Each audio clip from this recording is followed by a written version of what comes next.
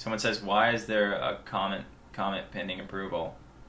I've explained this before. I have comment pending approval because haters a lot of times comment just for attention. They're not commenting to hate on me. Because if haters were commenting just to upset me, like just to hurt my feelings or just to get a point across to me, then they would comment despite the fact that there's comments pending approval.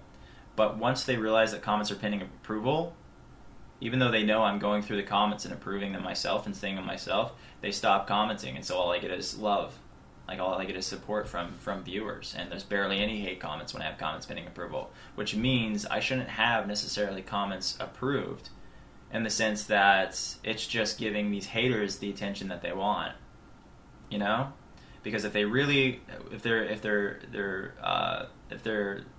intentions were true, like, for instance, the YouTuber who attacked me on Twitter, if his intentions were true, he wouldn't make a public spectacle of attacking me. Instead, he would contact me via email, because I have my business email listed. But this individual who decided to attack me on Twitter this morning, he makes a public display of me, trying to boost his own ego or whatever, because, like, he could have handled it civilly. He could have said, listen, I don't agree with what you said. And I would say back, well, this, and this happened. So this is why I did that. Except he didn't want to do that. He didn't want to resolve the issue. Instead, he wants to publicly attack me. So in response to that, I'm saying that this person should not have smiled at me at VidCon and shook my hand and been all nice, because he was being fake. And had I known he was fake, I wouldn't have smiled at him and shook his hand. I was on good terms with him, but now that I know we're on bad terms, I can never shake that man's hand again. Because he is a fake person. He is not honest with me. He's not honest with people in person. He's afraid to be true to himself. For instance, that other person I had a conflict with at VidCon, I told him I wanted nothing to do with him. Like, as soon as I found out who he was, because I didn't even recognize him, I don't watch his channel, but I know what he's done. He's made videos that are very hurtful to vegetarianism, videos that are very hurtful to animal rights and so forth, and me directly. And once he revealed who he was, the whole time he was acting nice to me, but once he revealed who he was, I said, I don't want to talk to you. And I tried to just, like, have nothing to do with him.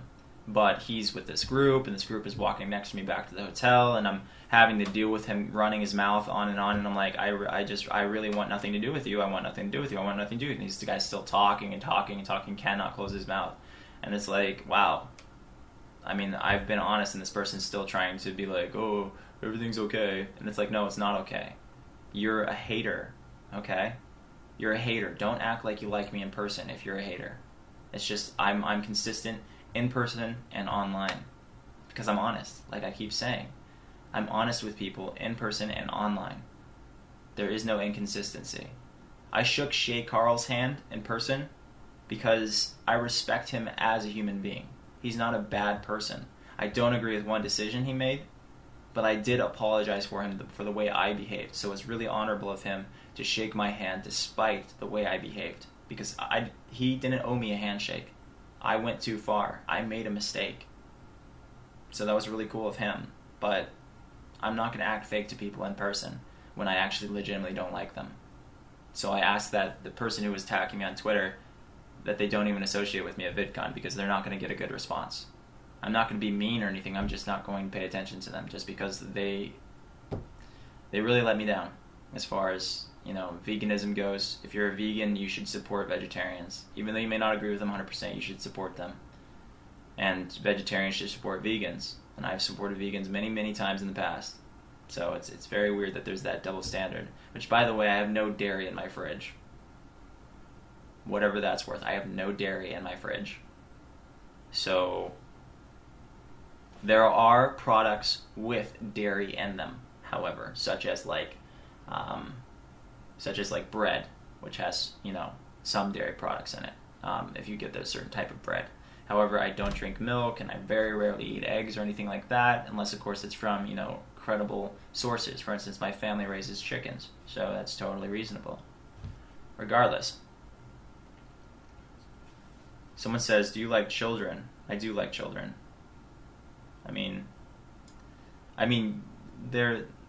it depends. Like, if I ever had children, I would need my wife to take, a lot of care of them, because I work a lot.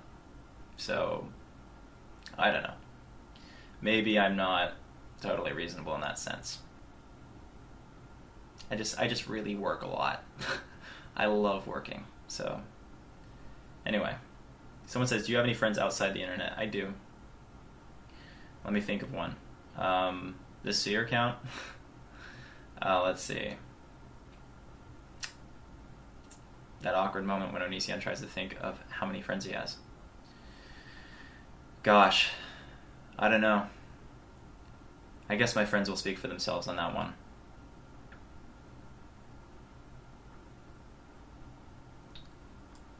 Someone says, get off, you homophobe, because they're talking to another hater, or a hater. If one of your fans is a meat eater, will you still love them? Yeah, I will. I love my family and their meat eaters. I don't see why I would hate people just for that. I mean, I don't see why I would exile them until they act like they're whatever. I've had fluctuating opinions in the past, and that's because I've been upset sometimes more than others. Vegetarians, someone says vegetarians should support meat eaters. The answer is no. Vegetarians should support people who legitimately care about animals. And people who turn animals into poop, it's hard to say that they care. Someone says, have I ever eaten meat before, like when I was a kid? From 0 to 11, I was a vegetarian. From 12 to 22, I was a meat eater. And from 23 on, I was a vegetarian, or I am a vegetarian. And I can't call myself a vegan because there's nothing wrong with eating honey. So I can never be a vegan in that sense because I do not support depriving farmers who have honeybees of income. Not to mention, if you are a vegan, 30% of the crops in America are pollinated by bees, commercial bees, right? Probably commercial bees, I would assume, because of the documentary I saw indicating that. So isn't that a little bit hypocritical? Maybe vegetarianism is actually the 100% right thing to be, so long as you do it right, which is support honeybees, because they help produce vegetation, food for everyone. Just like to point that out. Someone says they have a drug problem and they want to know how they can get help. I suggest that you type into Google your city and type in rehab.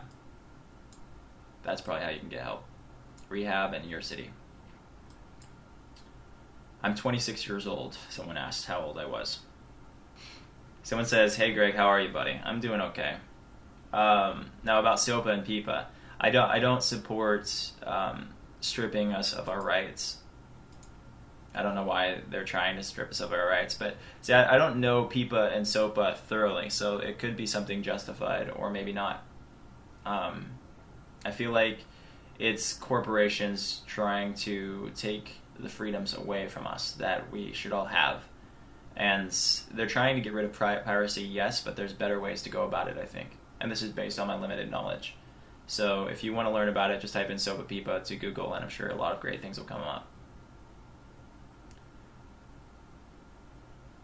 Why do you feel it's appropriate to tell your preteen viewers to shave their pubic hair? I'm talking to my audience that consists of quite a few people, like a variety of people. If preteens are watching me, I mean, the video said, the title was pubic hair, shaving pubic hair, or something like that, or groom pubic hair. So you click on that video and you see someone talking about that. And I just want to point out something to everybody who thinks it's inappropriate that I'm talking about sex on my own channel to the general world. Kids have sex ed at 4th grade, okay? Or at least I was supposed to, but I skipped it and just played computer games. Anyway, people had sex ed at 4th grade. How old is 4th grade? Is that like 10 years old? You're not even allowed to be on YouTube unless you're 13, right?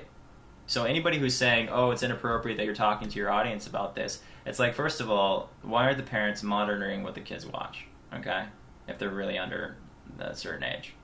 And secondly, they all chose to click on this video, and I'm just talking about appropriate things. I'm not talking about, disgusting sexual acts. I'm talking about healthy sex. I'm talking about sexual situations that are totally appropriate in the sense that it's a monogamous situation and it's not, anything negative.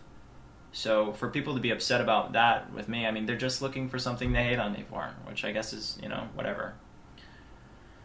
Do you love your fans like they love you? I don't. I think my fans love me for what I do, and I love them for what they do. So I guess so. Can you show us the toys behind you? Wow, I don't think a lot of people are gonna like that. Honestly, the whole I don't really have a heater that's sufficient. Like you can hear it in the background, but it doesn't really properly heat the house. So I'm just gonna go ahead and stay in my sleeping bag. Someone says, I actually think it's a good thing you talk about sex. I think most of the time it's not getting... It scrolled by. It's not getting talked about because causes a problem. Yeah. It probably is a good thing that I'm talking about sex, considering what they're saying is considering, you know, parents are afraid to talk to people about, or to their kids about it and so forth. But, I mean, I kind of want to be talking to people who... I don't know. I want to be talking to people who can handle it. So if they can't handle it, then they shouldn't watch, I guess. Someone said you lost weight. Yeah, I lost 10 pounds since Shiloh and I broke up. Someone says, so you don't miss meat at all. I can't miss meat. I barely ate meat when I was a meat eater. It's just meat is disgusting to me. It really is. It's disgusting in the sense that I could be eating cow cock. I could be eating cow balls. I could be eating... cow anus or cow eye or cow whatever accidentally got into the grinder, and on top of that, even if I was eating pure cow, it's like it's not good for my heart, it's not good for my stomach, it's not good for my butt. So why would I do it? I'm not gonna complain about getting stomach or colon cancer after I've been a meat eater for 40 years. So instead, I'm just not gonna eat meat. You know, it's if we were supposed to eat meat, our bodies would not get cancer and disease from eating it, but we do. We get diseases from eating meat. And yet people continue to do it and act like we're supposed to do it. I think if anything, meat is a survival thing. Like if there's nothing else to eat, then your bodies can process it to a certain degree. Mind you, meat rots in your stomach. Like it takes like 7 days to process. And the reason it rots in your stomach is because we're not carnivores. Carnivores have much shorter intestines. And because of that, it expedites the meat out of their body before it rots. But humans, no. The meat rots inside of us. Just a little fact for you.